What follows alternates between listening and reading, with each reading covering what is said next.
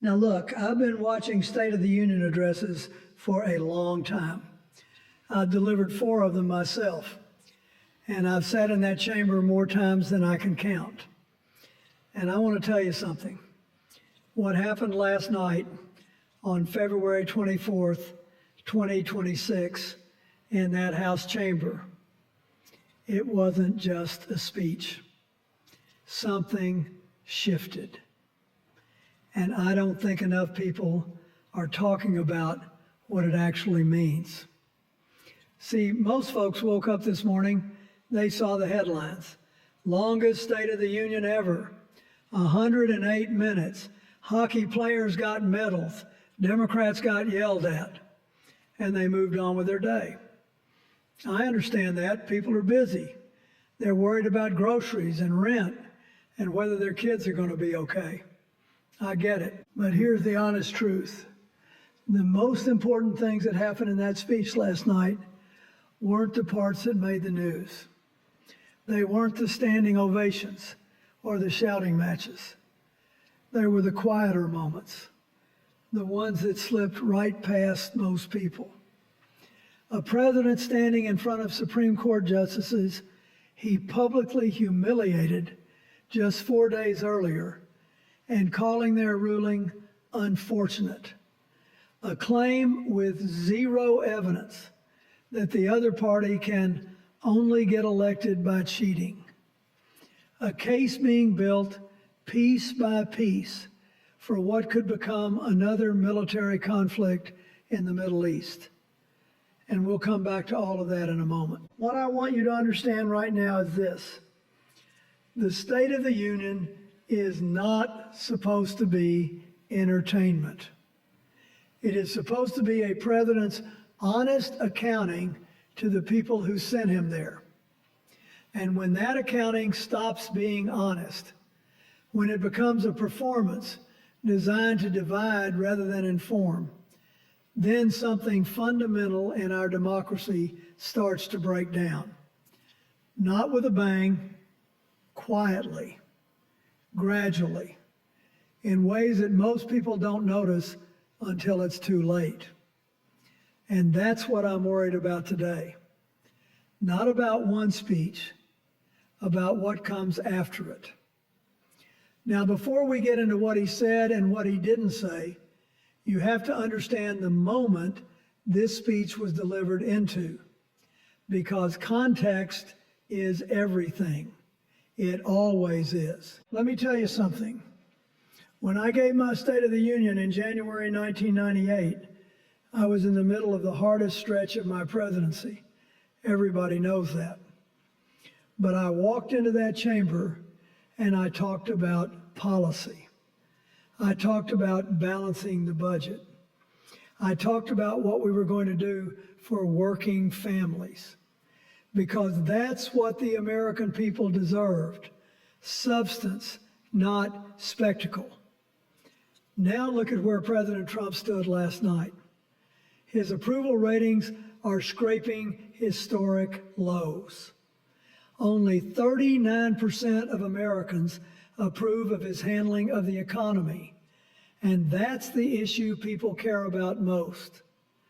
A partial government shutdown is ongoing right now because Democrats in Congress refused to fund the Department of Homeland Security after federal agents killed 2 American citizens in Minneapolis back in January, Renee Good and Alex Pretty. Those are real names, real people. And the president didn't mention them once. 4 days before this speech, the Supreme Court struck down his signature global tariffs in a 6-3 ruling. His own appointees voted against him. He called it an embarrassment to their families. Meanwhile, 2 aircraft carrier groups are deployed toward Iran. Tensions are rising, and the 2026 midterm elections are less than 9 months away, with Republicans facing serious headwinds. We've got to remember that's the landscape. That's what a president is supposed to address when he walks into that chamber. The real State of the Union, the difficult truths, not just the comfortable ones. And this is where things start to get complicated. Because instead of meeting this moment with honesty and accountability, what we got was 108 minutes of a president who chose to double down on everything that put him in this position in the first place. And the consequences of that choice, well, those are going to unfold whether we're paying attention or not. All right, let's get into it. Let's talk about what was actually said in that chamber. And just as importantly, what wasn't. President Trump stood up there and declared, we're living in a golden age. He said the roaring economy is roaring like never before. Now look, I love optimism. I built my whole presidency on it. But optimism has to be rooted in something real. And when 65% of Americans disapprove of your handling of inflation, you can't just tell them the good times are here and expect them to believe it. He claimed he inherited inflation at record levels. That's just not true. When he took office in January 2025, annualized inflation was at 3%, well off any record. He said tariffs are paid by foreign countries. Every serious economic study says that's wrong. American consumers and businesses bear those costs. And then he floated this idea that tariffs could someday replace the federal income tax. Let me tell you something.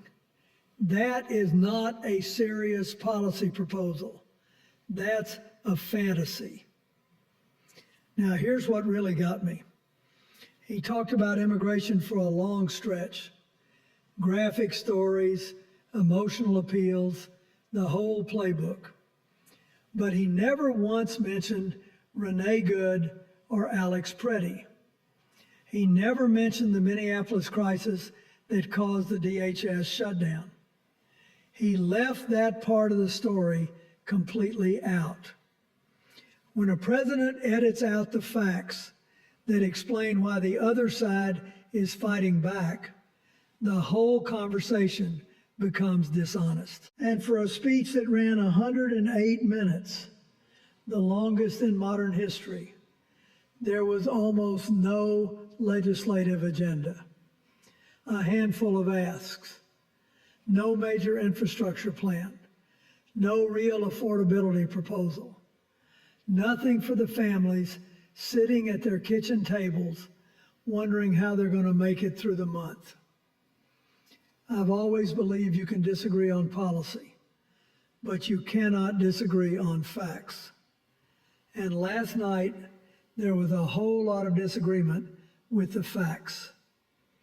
Now, I want to be clear about something. Every State of the Union address is a series of choices. What you talk about, what you leave out, who you honor, who you challenge, every single piece of it is deliberate.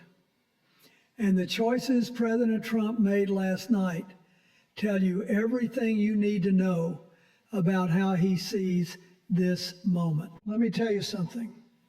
The number one issue for American families right now is affordability. Groceries, rent, health care. People are struggling. And the president had the biggest platform in the world to look them in the eye and say, I hear you, and here's what we're going to do. He didn't. He chose to talk about a golden age that most Americans don't feel they're living in. That's not just a strategic mistake. That's a failure of empathy. Then there was the moment he dared Democrats to stand up, framing it so that if you didn't rise to your feet, you were somehow against protecting American citizens. Now look, I've worked across the aisle my entire career. I know what real bipartisan leadership looks like. and it doesn't look like setting traps for the other party on national television. That's not governance. That's gamesmanship. And calling Democrats crazy, saying they are destroying this country from that podium in that chamber with the whole nation watching. When I was president, I learned that the words you speak in that room carry weight far beyond one evening. They shape how Americans see each other the next morning. Then you had the showmanship, the hockey team, the medals, a Presidential Medal of Freedom for a goaltender during a State of the Union. Now, I'm all for honoring achievement, but when you use the solemn power of presidential recognition as stagecraft, you diminish both the honor and the office. Every one of these was a choice, and together they paint a picture of a president who came to perform, not to lead. Now let me get into the parts that I've been building toward.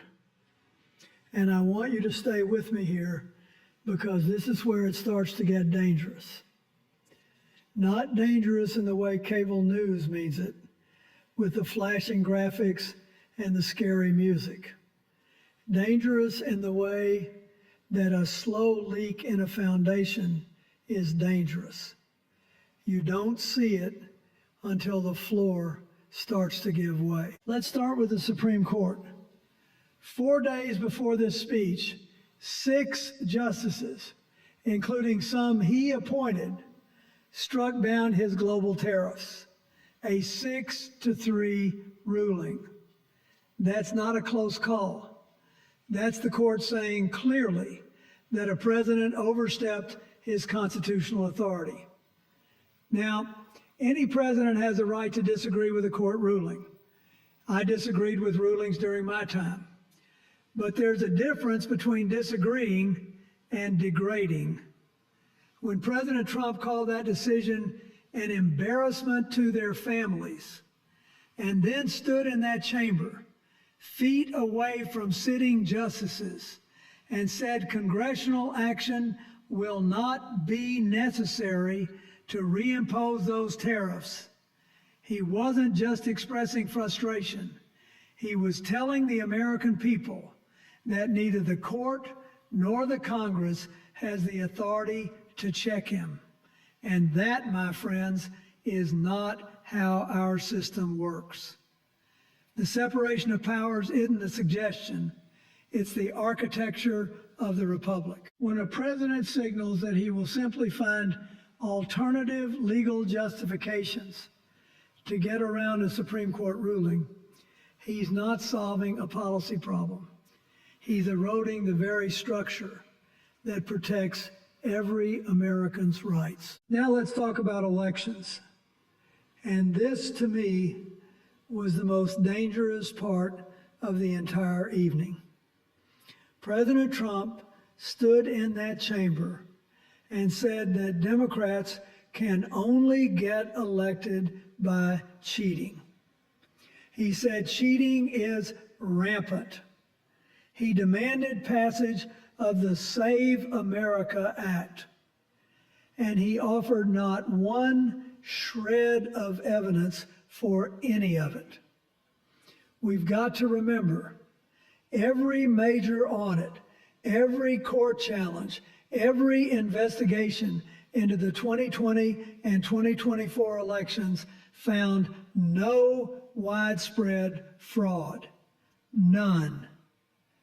And yet here is a sitting president using the most watched address of the year to tell Americans they can't trust their own elections. With the Department of Justice reportedly seizing ballots from Fulton County and talk of nationalizing election oversight, we are watching something very serious take shape. When a president tries to convince citizens that democracy itself is broken, while simultaneously moving to control the machinery of elections, That's not protecting election integrity. That's threatening it. And I don't say that lightly. And then there's the DHS shutdown. The president attacked Democrats for refusing to fund the Department of Homeland Security, but he never told the audience why. He never mentioned that 2 American citizens were killed by federal agents in Minneapolis. He erased the part of the story that explains the other side's position. And that's how institutional trust dies. Not through debate, but through deliberate omission. When a president can stand in that chamber and leave out the facts that make his critics' case understandable, the whole national conversation becomes dishonest. The American people deserve to hear the full story every time, even when it's uncomfortable. Now, let me step back for a moment, because I think it's important to look at what's really being set up here. Not just what was said last night, but what it's designed to accomplish in the months ahead. Because if you've been in politics as long as I have, you learn to listen not just to the words, but to the strategy underneath them. Let me tell you something. I see 3 things being built, and they all point toward the 2026 midterms and beyond. The first is immigration as a loyalty test.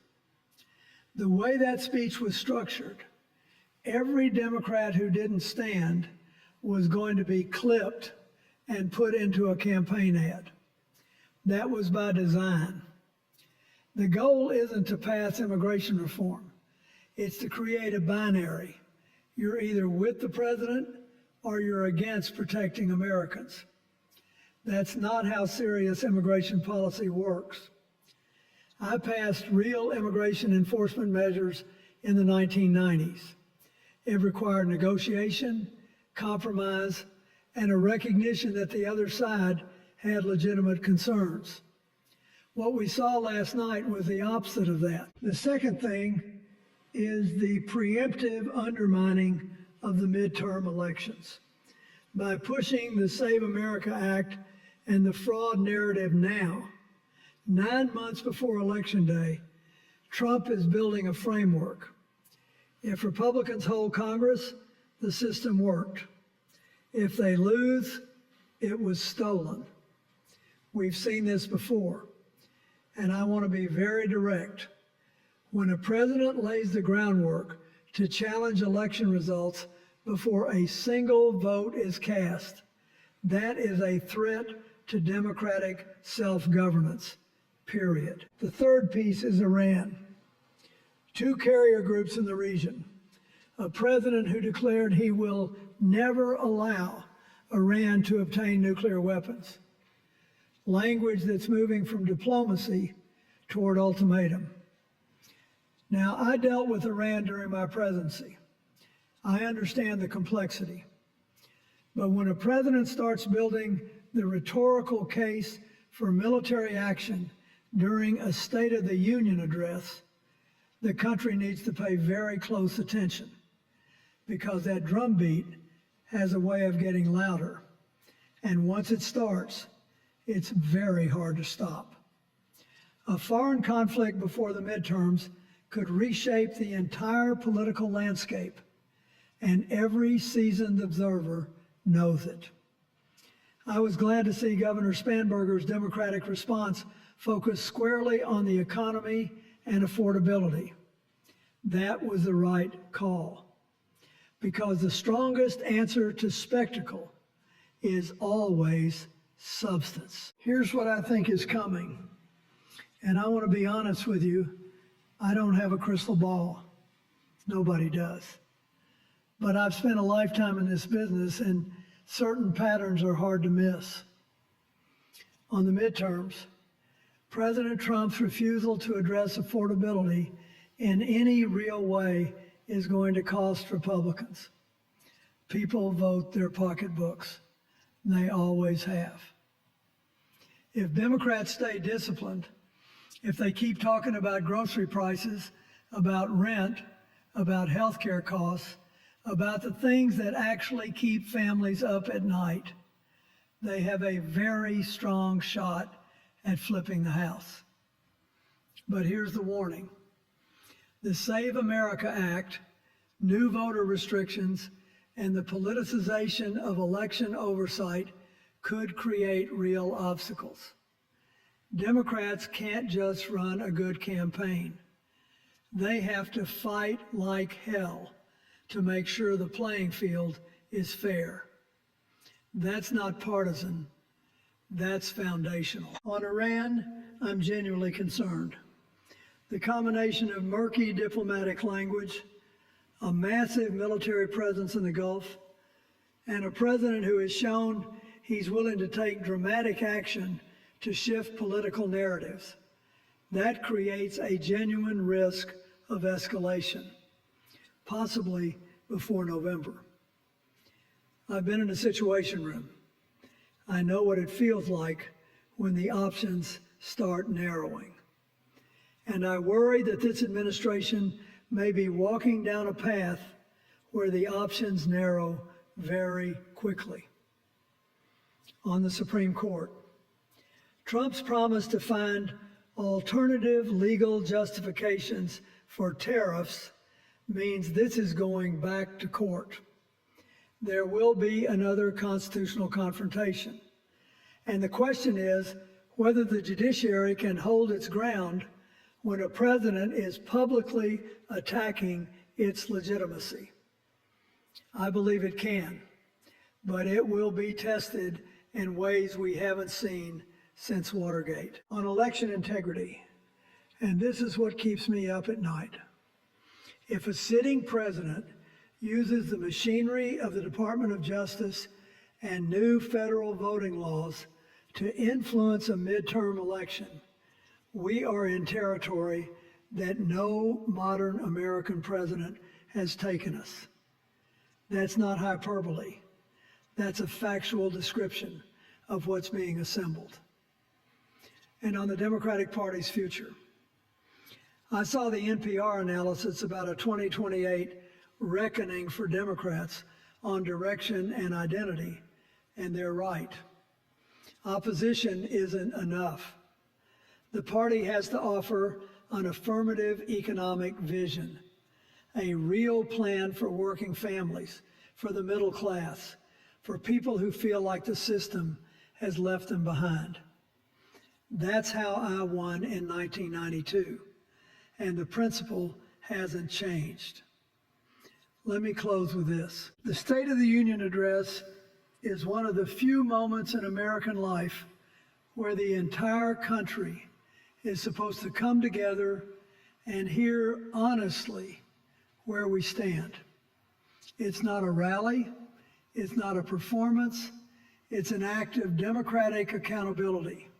A president standing before the people's representatives and telling the truth, even when it's hard. What we saw last night fell short of that standard. Not because I disagree with every policy. There are areas where any honest person can find common ground. But because the speech chose performance over substance, division over unity, and confrontation over the kind of honest reckoning that the country desperately needs right now. Now, I've lived long enough to know that America has survived difficult moments before. We survived Watergate. We survived the financial crisis. We've survived deep, painful partisan divisions that felt like they might tear us apart. And every time, what saved us wasn't one leader or one party. It was the resilience of our institutions and the determination of ordinary citizens who refused to give up on the idea that this country belongs to all of us. But I want to be honest with you. The combination of what I see right now worries me in a way that's different from past challenges. Executive overreach, institutional erosion, efforts to undermine public trust in elections, and the possibility of a military conflict that could change everything. That's a lot of pressure on a system at once, and systems hold until they don't. So here's what I'll leave you with. The question isn't whether you agree with me or with him. The question is whether you believe that the American system, the courts, the Congress, free and fair elections, still matters more than any one president. Because if you do, then you have work to do. Vote, pay attention, hold your leaders accountable, all of them, including the ones you like. Talk to your neighbors, even the ones you disagree with. And remember that democracy is not a spectator sport. It never has been. I've had the honor of standing in that chamber. I know what it means. I know the weight of it. And I believe with everything I've got that the American people are smarter than any speech, no matter how long it is. The country is still ours to save, but only if we decide it's worth saving. And I think it is. I know it is.